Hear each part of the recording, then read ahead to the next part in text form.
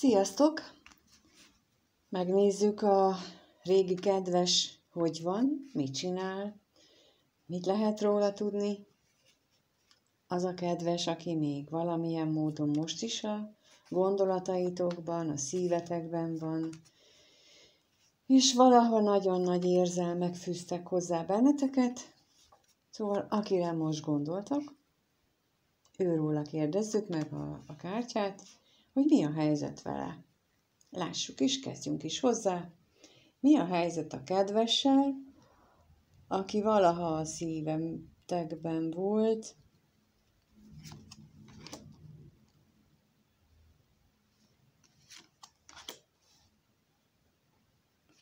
és talán még most is ott van. Mi van vele? Mi a helyzet nála? Mi a helyzet nála?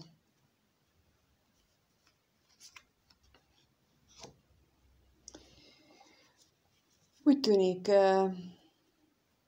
hogy átértékel egy kommunikációt, átértékel egy ígéretet, egy szerződést, változik benne a hozzáállása, a véleménye, és talán ezt ki is kommunikálja. Még megkérdezzük majd, hogy kinek, minek kommunikálja ki, de nekem nagyon úgy tűnik, hogy itt egy nagyon jelentős átalakuláson megy ő most keresztül, legalábbis az alapok ezt mutatják. Ugyanakkor nagy benne a vágyakozás, és majd azt is megkérdezzük, hogy konkrétan mi, bár itt ugye kijött utána az, hogy egy találkozásra vágyik, és megkérdezzük azt, hogy milyen találkozásra vágyik ő, de jelenleg ez a véleményének az átalakulása, illetve szerintem az egész gondolkodásmódjának az átalakulása zajlik, amit szeretne is elmondani, de megkérdezzük, hogy mit jelent itt a halál?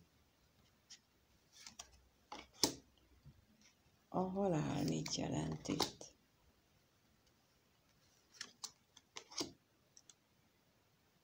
És az üzenet?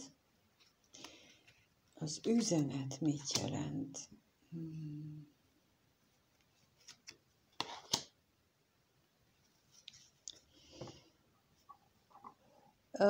Kijött rá ugye a szerencsétlenség, bosszúság és szomorúság lapja, és nekem ebből most az jön, hogy azt gondolja ezekkel a régi ígéreteivel, mondásokkal, kommunikációval, gondolataival, amik voltak, hogy azok nem voltak igazából helyesek. És ez elszomorítja, most az jön így hirtelen, hogy ennek a tudatnak a birtokában elvesztegetett idő szomorítja el. Az jött így bennem, hogy az időveszteség az, ami szomorúvá teszi, hogy miért nem előbb látta ő ezt át, hogy ez így nem jó. És örömmel tölti el az, hogy ő tulajdonképpen egyfajta kitartást, egy megállapodottságot él meg valamivel kapcsolatosan, vagy valakivel kapcsolatosan, és ez nagy örömmel tölti el. És megkérdezem még itt, hogy mi itt ez a vágyakozás?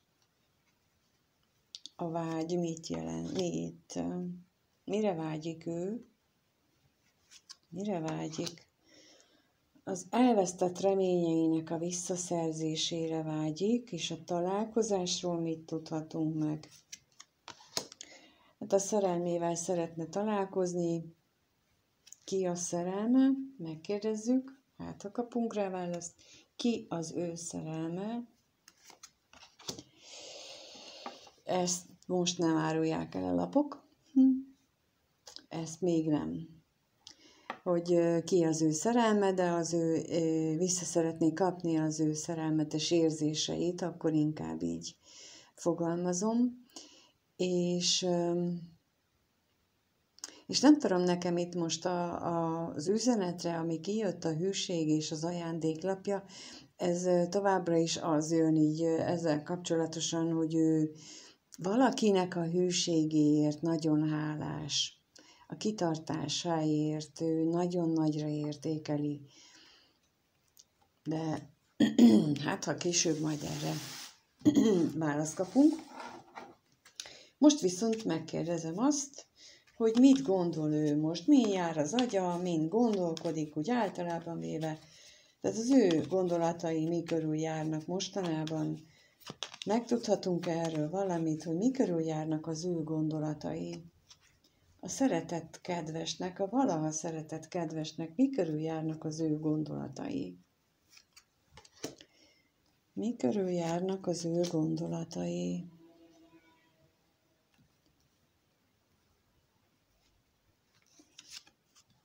Mi körül járnak a gondolatai. Úgy általában véve. Hát egyrészt az, hogy szomorú.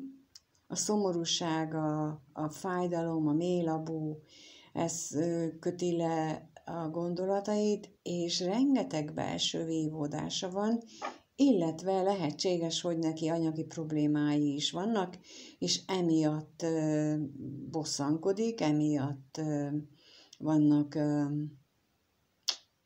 nem túl kellemes belső vitái, és még a reménykedésben reményen gondolkodik, az megint ide kijött a végére a szerelemlapja, tehát, hogy ő reménykedik, hogy még újra érezheti ezt a szerelmet, és ezen gondolkodik, de megkérdezzük itt ezt a bosszúságot, hogy mi a bosszúság, mit tudhatunk meg erről bővebbet, mi miatt bosszús ő, mi miatt bosszús ő, miért bosszankodik.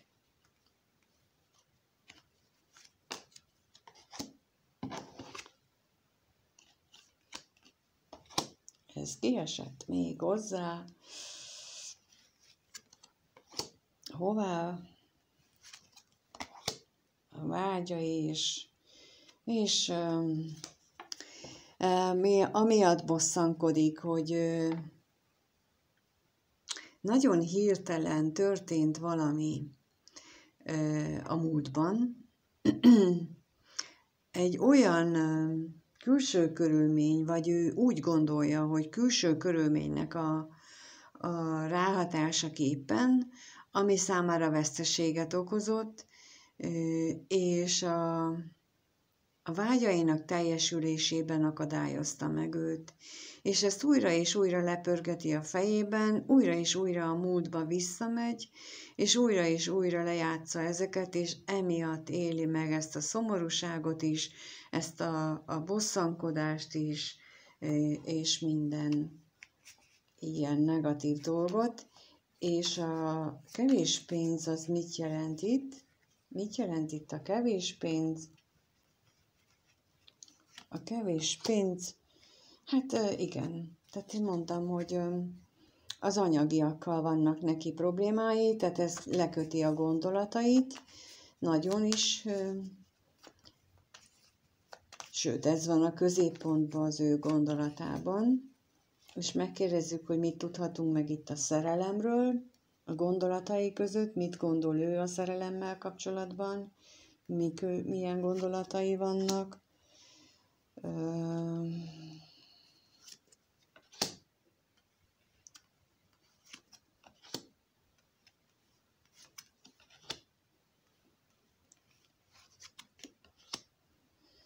Eléggé úgy gondolja, hogy döntenie kellett volna, de ezt a döntést valahogy mindig elodázta, a távolság miatt mindig valamilyen távolság, vagy ő tartott érzelmileg távolságot annak idején ezzel a szerelemmel kapcsolatosan, ez a szeretetérzéssel kapcsolatosan, és aztán bekövetkezett valami szerencsétlenség, ami hát már idejét múltá tette ezt az egészet, viszont a reményei azok ott vannak, hogy ebből azért még valamit ki lehet hozni, és ezt a múltnak a felelevenítését azt meg lehet varázsolni idézőjelbe. Szóval, hogy ebből még lehet valamit életre kelteni újra. Sokat adja rajta, azt biztos. Jó, megnézzük akkor, hogy egyébként hogy azt látjuk, hogy szomorúan éli meg a dolgokat, sok problémával, de egyébként milyen érzések vannak általában véve ő benne, mit érez ő általában véve, ez a szeretett kedves, milyen érzései vannak. Ő lehet olyan, akivel már éltél együtt egy ideig, lehet olyan, akivel csak rövid ideig voltál együtt, de most ő benne milyen érzések vannak, általában véve, milyen érzései vannak.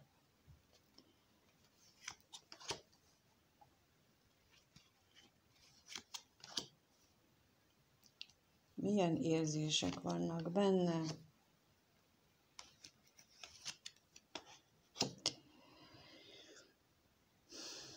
Egy kapcsolatban inkább így gondolnám, hogy egy kapcsolatnak ő hátat fordított. Lehet, hogy csak képletesen. Nem tudhatom még, majd rákérdezünk, de lelkileg, gondolatilag, érzésileg hátat fordított egy kapcsolatnak, már nem arra tekint, sokkal inkább így a szomorúságba, illetve a kilátástalanságba tekint ebben a pillanatban, de érzésben egy olyan szűkösséget, egy olyan hiányt él meg, hogy minden üres, igen, ürességet inkább így mondom, nem hiányt, hanem hogy ilyen ürességet él meg. A kevés kommunikáció miatt szeretne többet beszélgetni, de valahogy semmi, tehát minden olyan üres, olyan értelmetlen. Amilyen érzés most van bennem, ez ilyen minden mindegy. Lesz, ahogy lesz, nem számít semmi. Szóval ilyen érzést érzek én most. De megkérdezzük, hogy mit jelent itt ez a házasság az ő érzéseiben. Mi ez a házasság? Mit érez ő ezzel kapcsolatosan, vagy egyáltalán? Jó? Mit érez ő ezzel kapcsolatosan? Mit érez ő ezzel kapcsolatosan? Miért van itt ez a házasság? Miért van itt ez a házasság?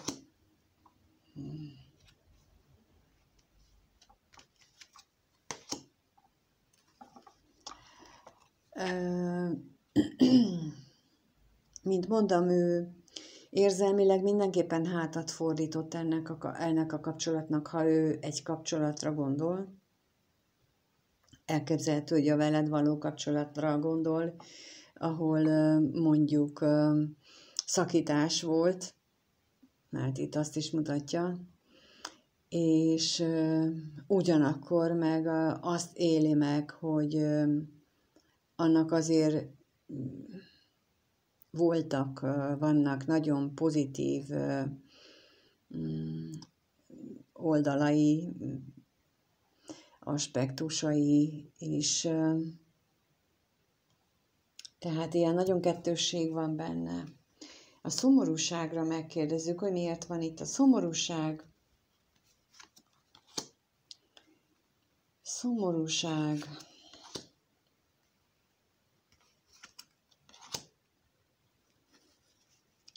Azért, mert ő úgy döntött, hogy hazudik az özvegyasszonynak. Ki ez az özvegyasszony? Megtudhatjuk? Tudhatunk meg róla? Ki ez az özvegyasszony? Ki ez?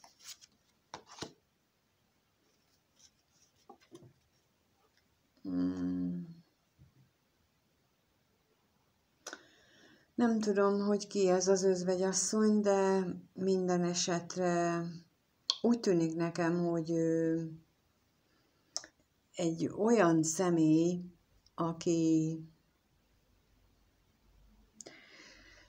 akivel kapcsolatosan hozott ő egy döntést, és rájött, hogy ez egy hazug döntés volt, és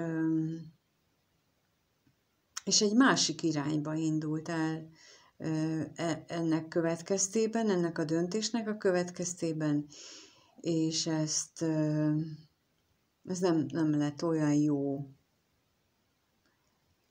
ez a döntés, vagy ez az vagy özvegyasszony, ez belebetegedett ebbe a döntésbe.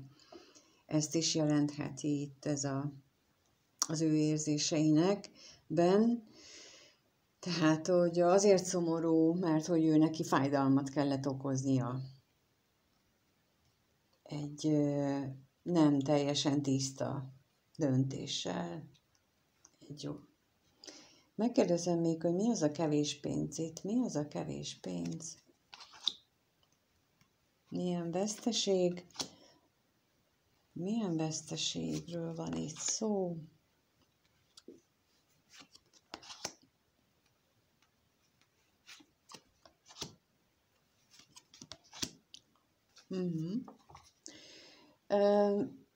Igen, és itt akkor kijött a szerelmes nő a végére, tehát addig kérdeztem a lapokat, ameddig arról beszélt, hogy ez a kevés pénz, ez a hiányérzet, az ürességérzet abból fakad, hogy volt neki egy ilyen váratlanul az életébe betoppanó öröm, egy olyan esemény, amitől úgy nagyon jól érezte magát, viszont ennek következtében létrejött talán benne, inkább azt gondolom, hogy benne létrejött egy olyan diszonáns érzés, hogy nem tudott ennek igazából örülni. Hiába tudta ő, hogy ez egy nagyon jó dolog az életében, de nem tudta kiélvezni ennek az örömét, és csak a felszínes örömöket vette ki belőle, és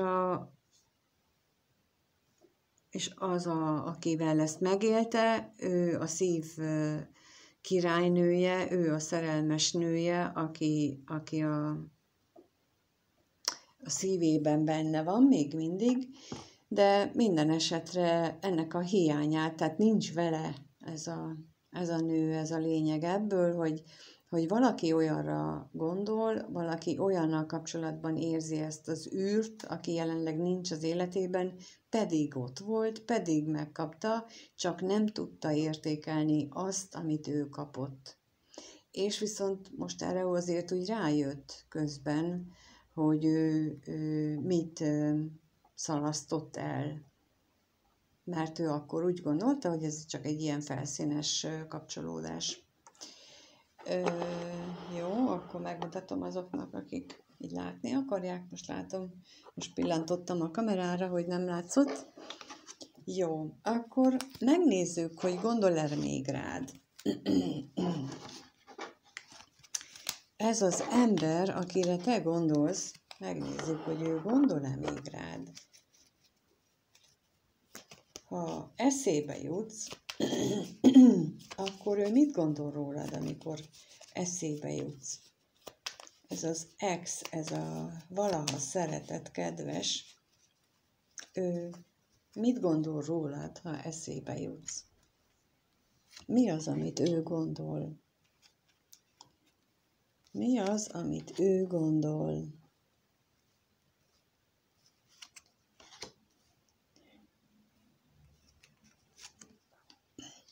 Mit gondol ő rólad?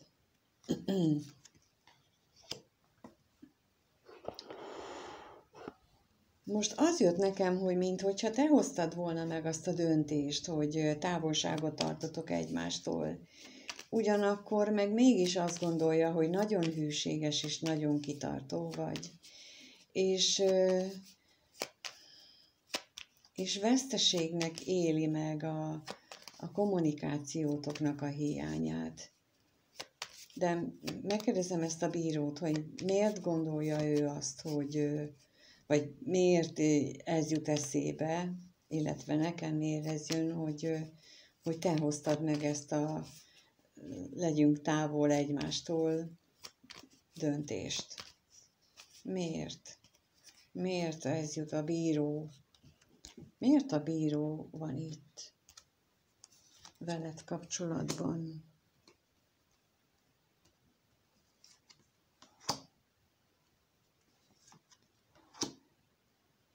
Nagyon sokat gondol, ez vállást jelenthet így már. Tehát tényleg egy elvállásra vonatkozik, és nagyon sokat gondol rá még mindig, ha veled, tehát ha eszébe jutsz, arra, hogy hogyan történt köztetek a szakítás, és a katonatisztő miért van itt?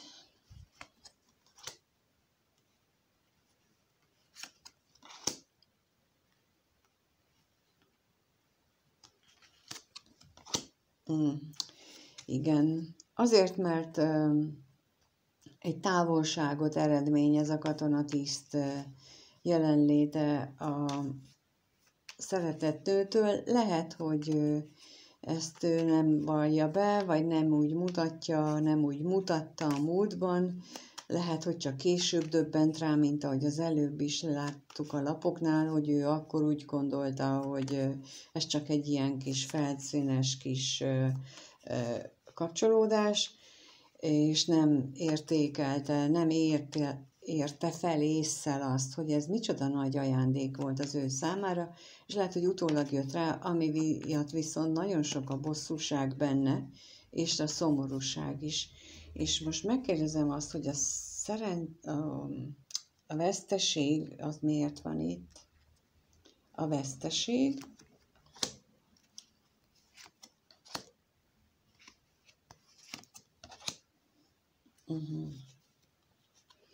azért, mert úgy érzi, hogy hamis reményekbe ringatta magát azzal, hogy a múltban, hogy lehet köztetek valami. Ő ezt nagyon úgy éli meg, hogy ez hamis remény volt. Tulajdonképpen most az jön, tehát a realitások talaján. Itt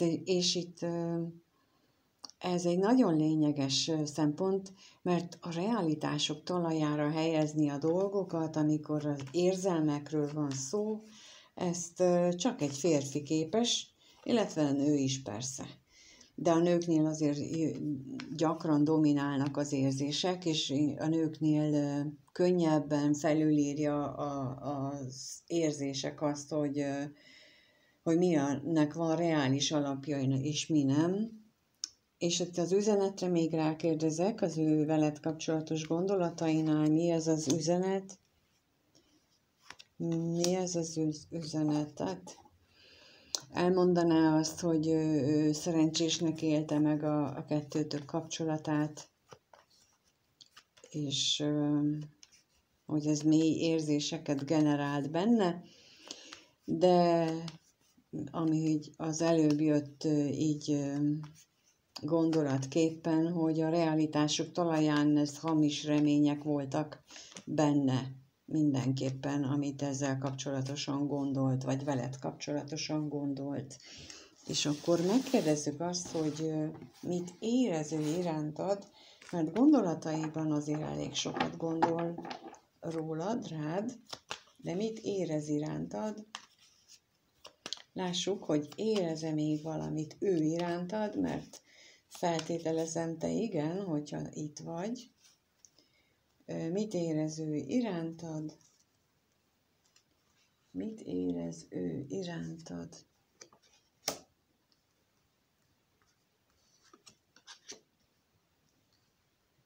Mit érez ő irántad?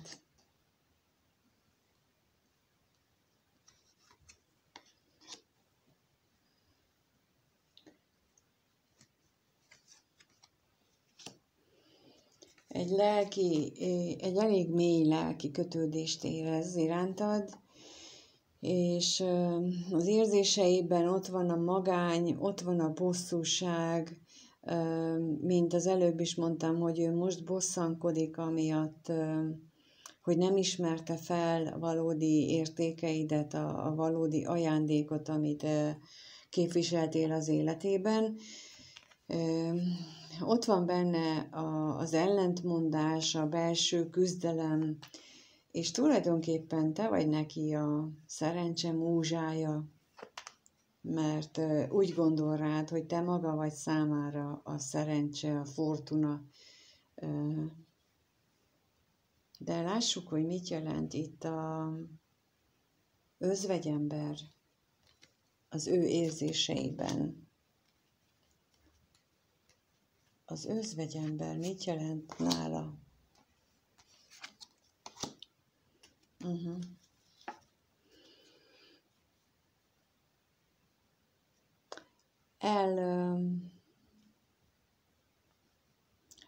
Azért olyan magányos, mert olyan, mintha eltűnt volna belőle a remény, vagy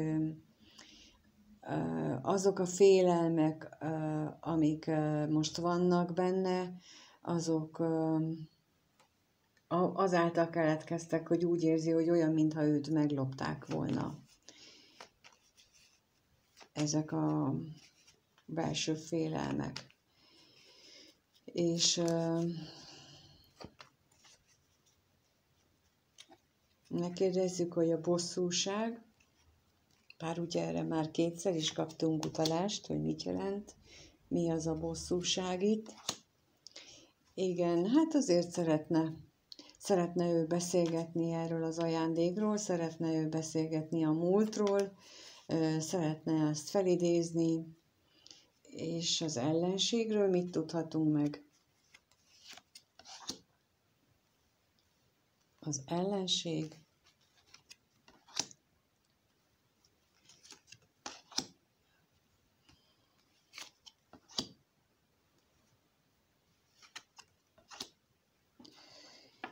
Hát itt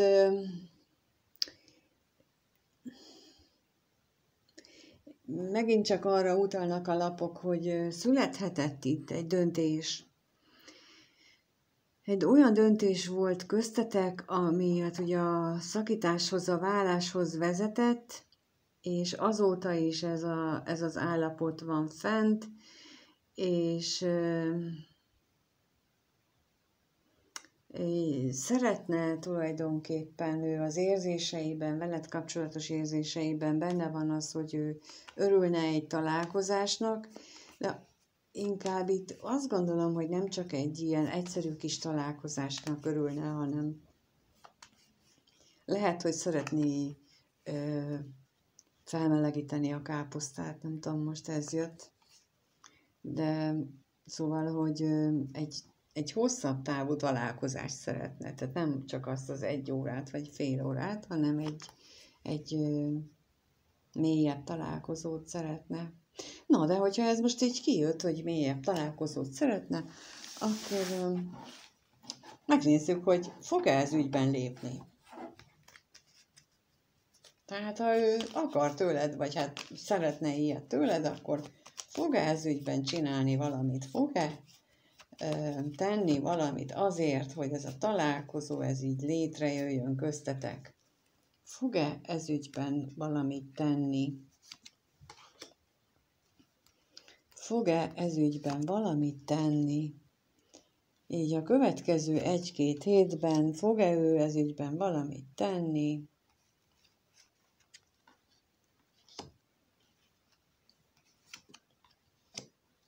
Hát, vágyakozni azt fog.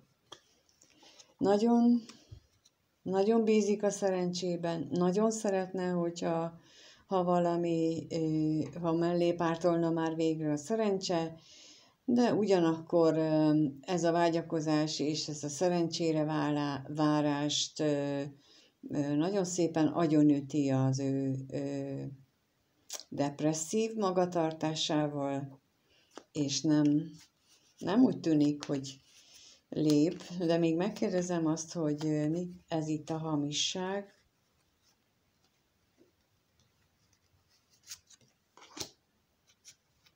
Mi a hamisság?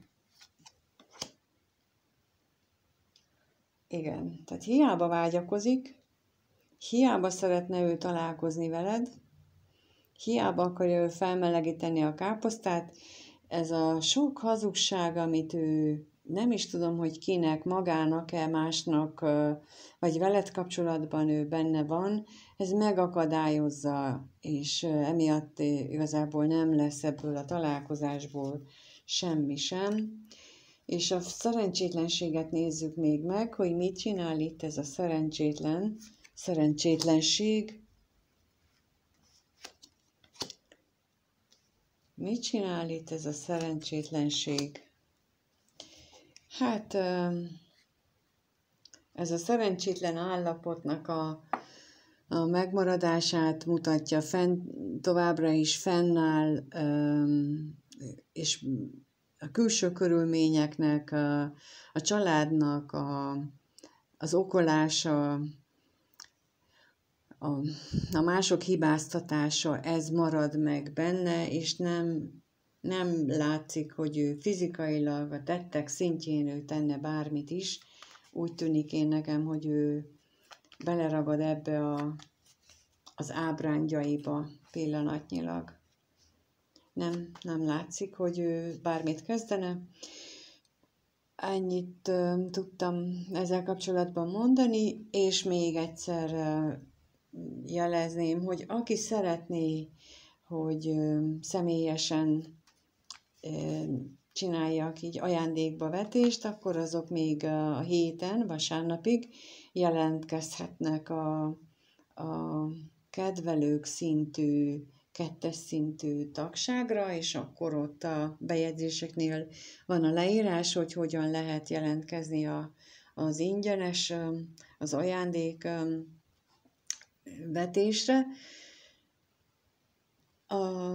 Ha nem, akkor is köszönöm, hogy itt voltál, köszönöm, ha lájkolsz, feliratkozol, ha megírod, hogy téged ez érint-e, hogyan érint, a te volt kedveseddel kapcsolatosan, úgy mindent szívesen elolvasom. Köszönöm, és minden jót kívánok nektek, sziasztok!